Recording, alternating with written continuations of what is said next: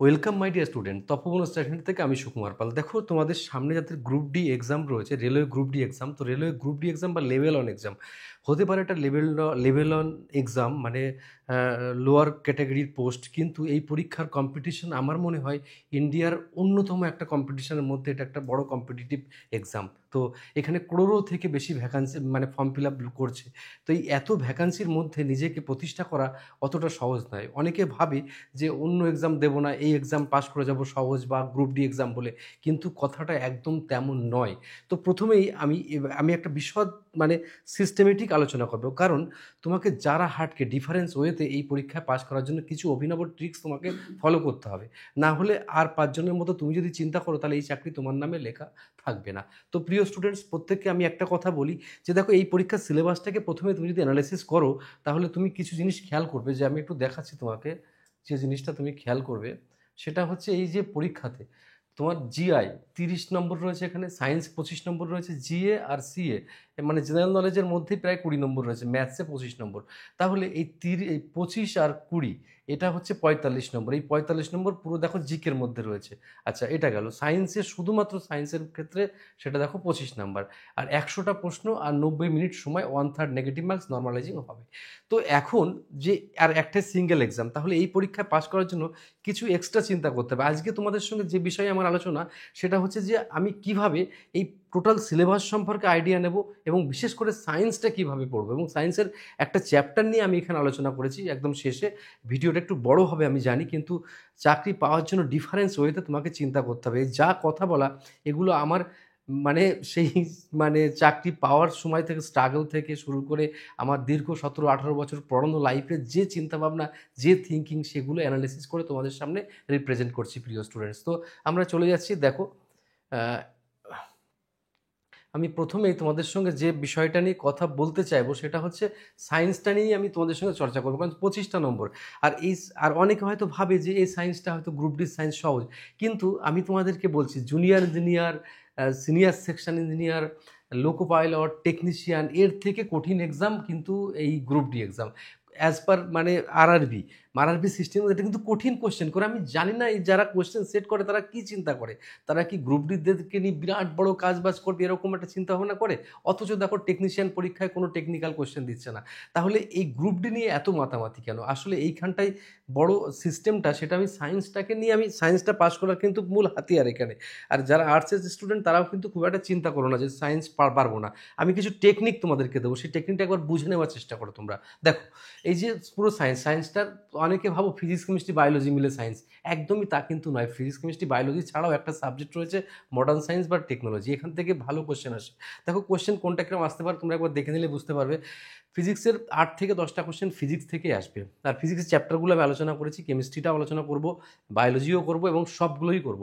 তো কেমিস্ট্রিতে দেখো 5 থেকে 6টা কোশ্চেন আসতে পারে, আর বায়োলজিতে 5 থেকে 6টা। রেস্ট বাকি যেগুলো কিন্তু এখান থেকে আসবে। এখান থেকে বড় একটা অংশের কোশ্চেন আসার সম্ভাবনা আছে। তো প্রথমেই আমি তোমাদের একটুখানি জানিয়ে দেবো যে এর মধ্যে কি বিষয় তোমাদের কাছে এটা নতুন লাগছে। এটা দেখো, এটা নতুন লাগার কোনো কায়দা নেই। এখানে দেখো, তোমাদের যে মানে মডার্ন ফিজিক্সের মধ্যে যে অংশটা এনার্জি, কনভেনশনাল, চিরচারিত শক্তি, অচিরচারিত শক্তি, বা বিভিন্ন এনার্জি সংক্রান্ত কোশ্চেন এখান থেকে 2-1টা আসবে।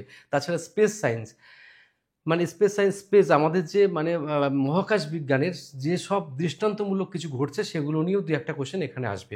তাছাড়া ডিফেন্সের মধ্যে অনেক সায়েন্স অ্যান্ড টেকনোলজি, বিভিন্ন রকমের মিসাইল, স্যাটেলাইট, অনেক কিছু উৎক্ষেপণ হয়, সেই সব ব্যাপারে কিন্তু ডিটেলস পড়তে হবে। আইটি লিটারেসি, দ্যাট ইজ মানে সায়েন্সের মধ্যে যে একটা মানে একটা পার্ট এখানে ঢোকানো আছে, সেটা হচ্ছে যে আইটি মানে ইনফরমেশন টেকনোলজি, বা তোমার মনে করো কম্পিউটার সায়েন্সের বেসিক, এটা কিন্তু জানতে হবে তোমার এই পরীক্ষার জন্য। কিন্তু সিলেবাসে কোথাও লেখা নেই, বাট আসবে পরীক্ষাতে।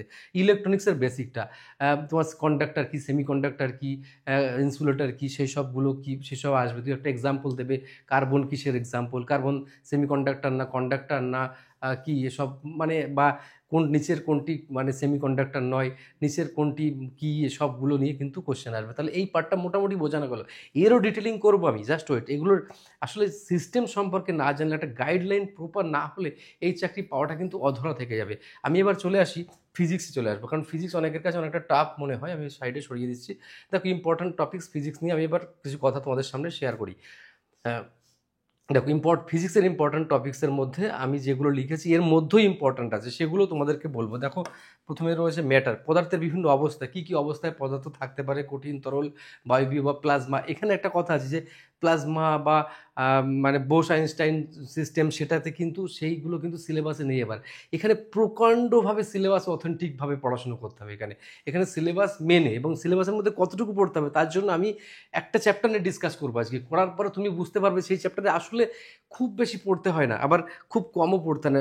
কোন বিষয়গুলো ক্রিম, সেই ক্রিমগুলোকে খুঁজে তোমাকে বের করতে হবে। তো দেখা যাক চলো, যে অ্যাটমস অ্যান্ড মলিকুল, এটা কেমিস্ট্রির মধ্যেও পড়ে, ফিজিক্সের মধ্যে পড়ে, কিন্তু কোশ্চেন এখানে আসে। বা অ্যাটমিক স্ট্রাকচার, যেটা কেমিস্ট্রির মধ্যে পড়ে, কিন্তু এখানেও কোশ্চেন আসে। মোশন মানে গতি, নিউটনের সূত্রপুত্র সব এর মধ্যে রয়েছে। ফোর্স মানে বল, এখানেও কিন্তু অনেক মানে সিস্টেম তোমার কাজে লাগবে, কোনটা কী ধরনের বল সেগুলো তোমার এখানে আসবে। গ্র্যাভিটেশন কী, কেন, মানে সেগুলো নিয়ে এখান থেকে, এখানে অঙ্ক আসে এর মধ্যে থেকে, এই চ্যাপ্টার থেকে ম্যাথস আসবে, আর এই চ্যাপ্টার থেকে ম্যাথ আসতে পারে। তারপরে ওয়ার্ক ফর এনার্জি থেকে একটা ম্যাথস আসতে পারে, ঠিক আছে, কার্যক্ষমতা শক্তি, ঠিক আছে। তারপর দেখো সাউন্ড, অ্যাকুস্টিক, সাউন্ডকে অ্যাকুস্টিক বা শব্দবিজ্ঞান বলে, লাইট চ্যাপ্টার, ইলেকট্রিসিটি, ম্যাগনেটিজম, এই মেন চ্যাপ্টার হচ্ছে এই ফিজিক্সের। দেখো আমি 7 থেকে 8টা কোশ্চেন যেটা এখান থেকে আসবে বললাম, কিন্তু কোনো একটা চ্যাপ্টার থেকে 2টো কোশ্চেন দিতে পারে, কোনো চ্যাপ্টার থেকে নাও দিতে পারে, কোনো কোশ্চেন থেকে 3টে কোশ্চেনও দিতে পারে। এই হচ্ছে ব্যাপার। তো আমি তাহলে এই ফিজিক্সের সিলেবাসটা মোটামুটি আইডিয়া হলো। এরকমভাবে কেমিস্ট্রি, বায়োলজি সব সিলেবাস যদি তোমাদের খুব দরকার হয় তাহলে বলো, আমি তোমাদেরকে নেক্সট ভিডিওতে আমি তোমাদেরকে সুন্দর এবং সাবলীলভাবে তোমাদেরকে দিয়ে দেবো। তার জন্য প্রচুর কমেন্টস করলে অবশ্যই দেবো, না হলে কিন্তু আমি এনথুইজম পাবো না ভিডিওটা, ঠিক আছে। চলে যাচ্ছি আমি পরে। আমি কিন্তু সাবস্ক্রাইব করার কথা বলি না কখনো, আর বলতে চাইবো না, ঠিক আছে। সব ভেবো না স্যার কোনো কারণে ভিডিও করছে, কোনো কারণ নাই, এমনি আমার মনে হলো যে আমার এইগুলো জানানো দরকার স্টুডেন্টদের, যে এগুলো জানালে অন্তত অনেক স্টুডেন্টের উপকার হবে। অনেকে বিক্ষিপ্তভাবে প্রচুর পড়াশুনো করে, রাত দিন পড়াশুনো করার পরে ফেড আপ হয়ে যায়, তখন আমাদের কাছে আসে। আরে আমি বলি, বাবু তুমি ট্র্যাকে না থাকলে তোমার চাকরিটা কেন হবে? ট্রেন চলছে, ট্রেন চলতে ওদের ট্র্যাক থেকে যদি ট্রেন সরে যায় তাহলে চাকরিটা হবে? হবে না। চলো এবার আমি গল্প না করে এবার আমি কাজের কথায় আসি তোমাদের সাথে। দেখো সাউন্ড একটা চ্যাপ্টার, এই চ্যাপ্টারে কী কী পড়বো, আমি যে কোনো একটা মডেল চ্যাপ্টার নিয়ে তোমাদের সামনে হাজির হলাম। তো এই চ্যাপ্টারে আমি কী কী পড়বো, সাউন্ড কী কী পরীক্ষায় আসতে পারে, সেগুলো কী ইম্পর্ট্যান্ট সেগুলো দেখো। আমি তোমার একটা টপিকস ধরে দিচ্ছি। সায়েন্স এর বেসিক শব্দ কী এর প্রথমে জানতে হবে শব্দটা কী। শব্দ হচ্ছে, মনে করো আমি যে আওয়াজ করছি এটা শব্দ, এটা ফ্রিকোয়েন্সি নিয়ে চলে। এখন চাঁদের মাটিতে কিন্তু চাঁদের মাটিতে কেউ যদি যতই গোপন কথা বলুক আর ভালো কথা বলুক, আধো আধো কথা বলুক, কোনো কথাই কিন্তু চাঁদের মাটিতে শোনা যায় না। মাধ্যম দরকার কি, মাধ্যম দরকার নেই, কী ধরনের তরঙ্গে যায় সেসবগুলো। তারপর এই যে ডেফিনেশন লিস্টগুলো দিয়েছে, ডেফিনেশনগুলো, ওয়েভ লেন্থ কী, পিচ কী, ফ্রিকোয়েন্সি কী, টাইম পিরিয়ড কী, লাউডনেস কী, ইন্টার ইন্টেন্সিটি কী, লংগিটিউডিনাল ওয়েভ কী, এসবগুলো তোমাদের কিন্তু জানতে হবে। এই সংক্রান্ত ফর্মুলা জানতে হবে তোমাদেরকে। ফর্মুলা কি, দুটো ফর্মুলা বেসিক্যালি ইম্পর্ট্যান্ট। একটা হচ্ছে speed equal distance by time, আর V equal to N lambda. V মানে তোমার জানো ভেলোসিটি, আর এন মানে হচ্ছে কম্পাঙ্ক, ল্যামডা মানে তরঙ্গ দৈর্ঘ্য, তরঙ্গের এক একটা তরঙ্গের সঙ্গে একটা তরঙ্গের দৈর্ঘ্য কত, আর এফ ইকুয়াল টু 1/t। এই 3টে ফর্মুলাতে অঙ্ক আসে, এখান থেকে একটা অঙ্ক আসার সম্ভাবনা থাকে। তাহলে এই যে ভাগ করে দিচ্ছি, এইগুলোকে তোমার হাইলাইট করতে হবে, খাতায় নোট করতে হবে। ননস্টপ দিনের পর দিন ইউটিউব দেখে পড়েই যাচ্ছি, শেষ নেই সীমাহীনভাবে। আর ইউটিউব থেকে যে প্রবলেমটা হয়, আসলে ইউটিউব না দেখে তুমি যদি নিজে পড়ো, একদম এনসিইআরটি বুকস বা যে কোনো মাধ্যমিক লেভেলের বুকস পড়ো, তুমি চাকরি পাও তোমার নিশ্চিত। কিন্তু যখনই তুমি ইউটিউব দেখতে যাচ্ছ, তখন কিন্তু ইউটিউবে অ্যাকচুয়ালি এই কটা চ্যাপ্টার শেষ করতে বেশি দিন টাইম লাগে না, কিন্তু একটা ইউটিউব কিন্তু তো 2 বছর ধরে এই চ্যাপ্টার করিয়ে যাবে। সকাল বিকেল 24 ঘন্টা ক্লাস চলেই যাচ্ছে, আর অত ভাই মাথায় নিতে পারে না। মাথার একটা ক্যাপাসিটি আছে, তো ক্যাপাবিলিটি মাথায় বেশি রাখতে পারে না। তাই ক্রিমটুকু মাথায় ঢোকাতে হয়, বেশি আবল তাবল ঢুকিয়ে লাভ নেই। বুঝতে পেরেছো? এইটা হচ্ছে সিস্টেম পড়াশুনোর। আচ্ছা, এবার দেখো সাউন্ডকে মোটামুটি ভাগে ভাগ করা যায় কীরকম। দেখো sound, infrasonic sound, audible sound, inaudible sound. তো ইনফ্রাসনিক সাউন্ড হচ্ছে যার ফ্রিকোয়েন্সি 20 হার্জের থেকে কম, মানে আপ টু 20 হার্জ যার ফ্রিকোয়েন্সি, সেটা কিন্তু এটা তোমরা জানো। এই সবগুলো থেকে পরীক্ষায় কোশ্চেন আসে। বা এরা কারা শুনতে পায়, নির্দিষ্ট কিছু প্রাণী শুনতে পায়, কুকুর শুনতে পায়, বিড়াল শুনতে পায়, আর অন্য কিন্তু কেউ শুনতে পায় না। এর এক্সাম্পল হচ্ছে আর্থকুইক দেখেছো? যদি কম্পাঙ্ক তোমার 6, 7, 8 হয়, তাই মনে হয় পৃথিবী লয় হয়ে যাচ্ছে, এরকম আর্থকুইক। তো ওটা আপনি কানে শুনতে পায় না, ঠিক আছে। এই টাইপের ইয়ে হয়। অডিয়েবল মানে যেটা শোনা যায় 20 থেকে 20 হার্জের মধ্যে, 20 থেকে 20,000 হার্জের মধ্যে যদি কোনো শব্দে কম্পাঙ্ক থাকে, তাহলে সেগুলো আমরা শুনতে পারি, সেগুলো আমরা কথা বলতে পারি, যে কোনো যেরকমই আমরা কথা বলতে পারি। ইনঅডিবল মানে 20,000-এর উপরে যদি কোনো কম্পাঙ্ক হয়, তাহলে সেগুলো আমরা কানে শুনতে পাই না। বাদুড় বা এই সমস্ত কিছু, আউল, পেঁচা, এরা এই সমস্ত কিছু স্পেসিফিক প্রাণী শুনতে পায়, বাকিরা পায় না। আর কি কি কাজে লাগে ইনফ্রাসোনিক, এখানে কাজগুলো খুব ইম্পর্ট্যান্ট, যেরকম ক্লিন করতে কাজে লাগে। যেরকম আমি যদি একটা কোয়েশ্চেন করি তোমাদের, স্যার বলো তো আম্বানি কি ধরনের, আম্বানির যে স্যুট প্যান্ট ওগুলো কিভাবে ধোয়া হয়, বা কোন মানে ওয়াশিং মেশিনে ধোয়া ধোয়া হয়, ওগুলো কাঁচা হয়, তুমি বলতে পারবে?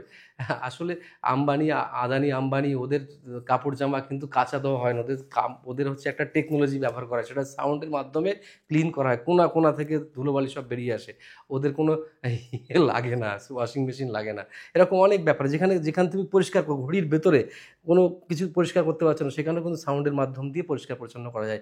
সাউন্ড ডিটেক্ট ক্র্যাক, মানে কোনো একটা ওয়েল্ডিং ফোল্ডিং করলে ভেতরে ক্র্যাক করা রয়েছে, দেখতে পাচ্ছ না, কিন্তু এই টেকনোলজির মাধ্যমে কিন্তু তুমি দেখতে পাবে। তারপরে মেডিকেল ডিভাইস, বিভিন্ন রকম মেডিকেল ডিভাইস আজকাল তো বিরাট বড় চ্যালেঞ্জিং কিছু হয়ে গেছে। যেমন তুমি মনে করো কারোর পেটে যদি কিডনিতে পাথর হয়, সে পাথরকে বের করা যায়, তার নাম হচ্ছে লিথোট্রিপসি। লিথোট্রিপসি হচ্ছে শব্দবিজ্ঞানের মাধ্যম দিয়ে পাথরকে গুঁড়ো গুঁড়ো করে ফেলা হয়, তারপরে ইউরিন দিয়ে ওই গুঁড়ো গুঁড়ো পাথর বেরিয়ে যায়, সেটাকে বলে লিথোট্রিপসি। এই পাথর বের করার শরীর থেকে 3টে উপায় আছে, একটা ওপেন কেটে বের করে, আর একটা ল্যাপ্রোস্কোপি, আর 3 নম্বর পদ্ধতি হচ্ছে লিথোট্রিপসি। তাহলে এটাও শব্দের হয়। সোনার জানো, যারা ডুবোজাহাজ, ওই ডুবোজাহাজের গতিবেগ নির্ণয় করার জন্য, বা কোনো সামনে কোনো কিছু আছে কিনা দেখার জন্য।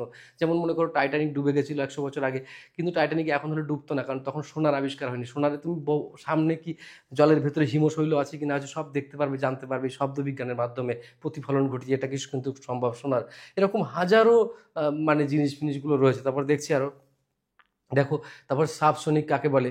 সাবসনিক মানে এই মানে গতিবেগ কাকে, যখন মনে করো মানে 300 শব্দের গতিবেগ মোটামুটি বাতাসে 332 মিটার/সেকেন্ড, তো তার থেকে যদি কম গতিবেগে কোনো কিছু চলে, সেটাকে আমরা বলবো সাবসনিক। পরীক্ষাতে একাধিকবার এসেছে এটা। তা যেমন জলজাহাজ এর উদাহরণ। তারপর মনে করো সুপারসনিক মানে যদি 332-এর থেকে বেশি হয়, তাহলে তোমার হচ্ছে সেটাকে মানে আমরা সুপারসনিক বলি, যেরকম ফ্লাইট চলে, মিসাইল গতিবেগ এরকম। আর এর হাইপারসনিক মানে 300 এর ইন্টু 5, মানে 5 গুণ যদি বেশি গতিবেগে চলে, তাহলে ভাববে সেটা হচ্ছে হাইপারসনিক, সেটাকে বলে ব্যালিস্টিক মিসাইল। প্রিয় স্টুডেন্ট, এই যে টপিকস এরকম টাইপ করে করে পড়তে হবে। তারপর সুর কাকে বলে, স্বর কাকে বলে, সেটা পড়তে হবে। তারপর মানে মেয়েদের গলার স্বর মোটা না সরু, সেটা পড়তে হবে। তারপরে তোমার এই যে মানে পিজো ইলেকট্রিক ইফেক্ট কী, মানে এই সমস্তগুলো কিন্তু এখানে ইম্পর্ট্যান্ট। তো এইগুলো যদি পড়ো আর 2-4টা অঙ্ক করো, চ্যাপ্টার কমপ্লিট। এই বেশি টাইম লাগে না, কিন্তু রাত দিন ওই যে